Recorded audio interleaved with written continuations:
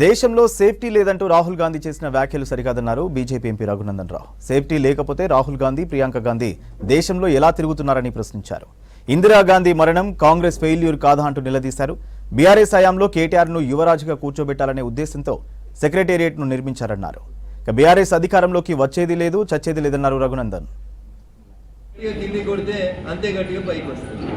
ఈ దేశంలో ఉంటావు, ఈ దేశం తిండి తింటావు, ఈ దేశంకి వెళ్ళి విదేశాలకు పోతావు. 150 కోట్ల మందిలో ఒక్కరిని పెళ్లి చేసుకోవడానికి నీకు మోకా దొరకది. ఎవరిని చేసుకున్నావో చెప్పవు, ఏ దేశానికి పోతున్నావో చెప్పవు, ఏం చేస్తున్నావో చెప్పవు. మీలాగా ఈ దేశ ప్రతిష్టల్ని పక్క దేశాలకు పోయి దించాల్సినటువంటి అవసరం మాకు లేదు. మీరు మీ కుటుంబం మీద దేశం కోసం త్యాగం చేసిరంట. మీ ఫెయిల్యూర్ అది మాట్లాడితే మీ failure. It is absolutely failure on the part of the intelligence. Indira Gandhi గారి కాంపౌండ్లో ఈ దేశ ప్రధానమంత్రిని చంపితే ఎవరి ఫెయిల్యూరు? ప్రధానమంత్రి గారి ఫెయిల్యూరు, హోంమంత్రి గారి ఫెయిల్యూరు. మీ కిందున్న ఫోర్స్ ఎవరేం చేస్తారో తెలియకపోతే మీ ఫెయిల్యూర్ పెట్టుకొని దేశం కోసం త్యాగం చేసినాం. ఈయనవే అమెరికాలో మాట్లాడతాడు దేశం గురించి. ఎందుకంటే మాట్లాడొస్తలేదా? పార్లమెంట్లో కూడా మాట్లాడినావు కదా.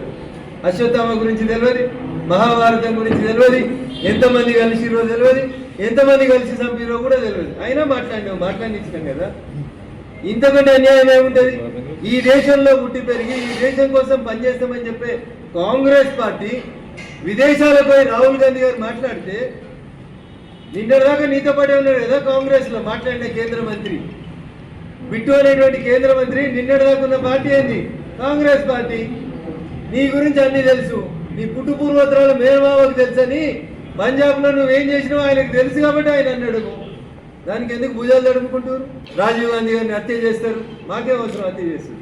హత్య రాజకీయాలు మాయి కావు. మాట్లాడాలంటే చాలా ఉంది.